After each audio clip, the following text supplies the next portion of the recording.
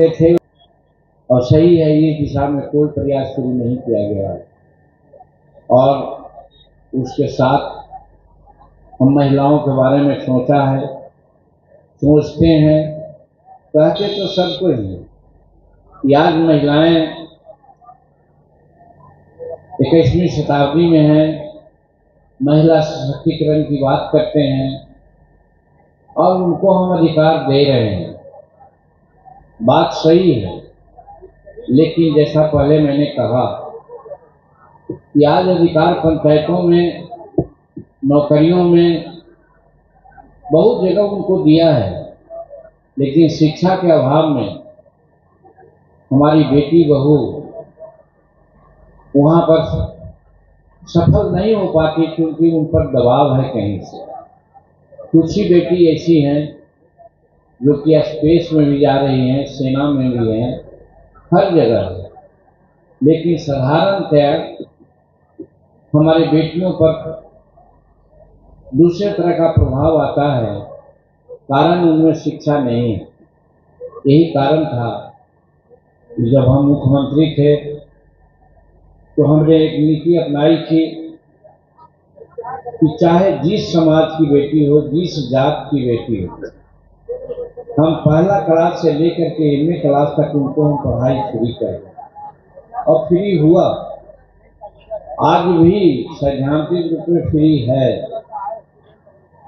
लेकिन हम सरकार में हैं एनडीए के, लेकिन कहने में हम नहीं चूकते हैं कि सरकार की यहाँ पर कमी है कि जिस कॉलेज से, जिस यूनिवर्सिटी से हमारी बेटियां पढ़ती हैं, डिग्री ले रही हैं और उनको फ्री पढ़ाया जाता है, तो जो डेफिसिट ग्रांट होना चाहिए उस कॉलेज को, यूनिवर्सिटी को सरकार को देनी चाहिए, लेकिन यह सरकार नहीं दे रही। मसलन जो हम बेटियों को आगे बढ़ाने के लिए उनको प्रयास किया था, उसमें कहीं न कहीं बाधा आ रही है।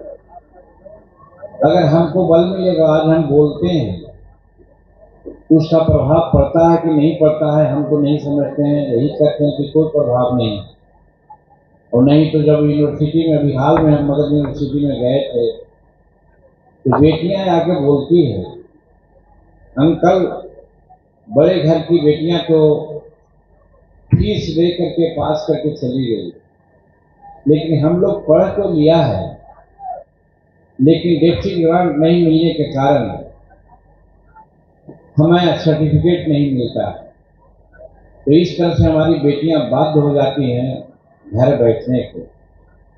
हम सरकार से कहना चाहते हैं कि आप नारी सशक्तिकरण की बात करते हो, लेकिन जब शैक्षणिक माहौल को ठीक नहीं किया जाएगा तो फिर आखिर कैसे होगा?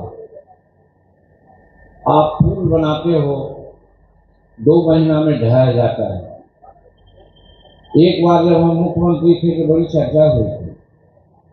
हो सकता है हमारे पत्रकार मित्र हमारी इस बातों को कह सकते हैं। हमने कहा था एस्टीमेट घोटाला।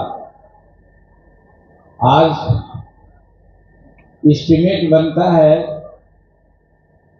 उसमें हम कह सकते हैं कि जब एक रूप में बनता है, मतलब बहुत ज्यादा, जहां 10 रुपये का एस्टीमेट बनना चाहिए वहां 1000 रुपये का एस्टीमेट बनता है। काम अगर 10 रुपये में भी हो जाए, 1000 रुपये खा जाए, 990 रुपये खा जाए, कोई बात नहीं, लेकिन 10 रुपये का भी काम नहीं होता, उसमें भी लोग खाता है, जिसके कारण आज काम की गुणवत्ता कमजोर हो रही है।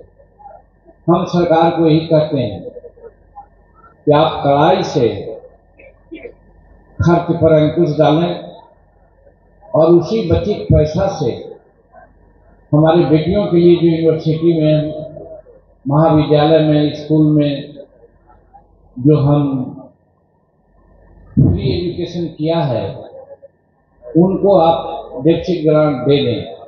मैं समझता हूँ इसमें कहीं कोई दो मत नहीं हो सकती, मिल सकता है, लेकिन सरकार नहीं दे रही।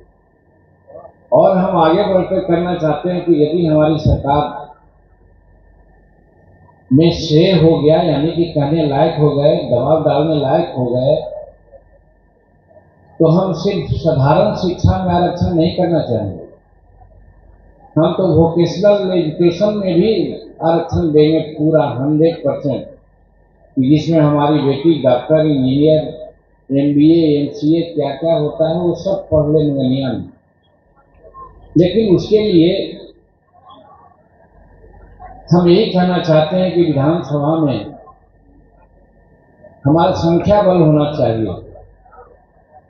बिना संख्या के कुछ नहीं कर सकते हैं। बोलते हैं या 4 विधायक हैं, कभी कभी बोलते हैं बातें मानी जाती है कभी कभी, लेकिन सारी बातें नहीं मानी जाती। अगर यही संख्या हमारा ज्यादा हो जाए तो हम समझते हैं कि हम सरकार पर दबाव डाल सकते हैं। इसीलिए हम जनमानस में आते हैं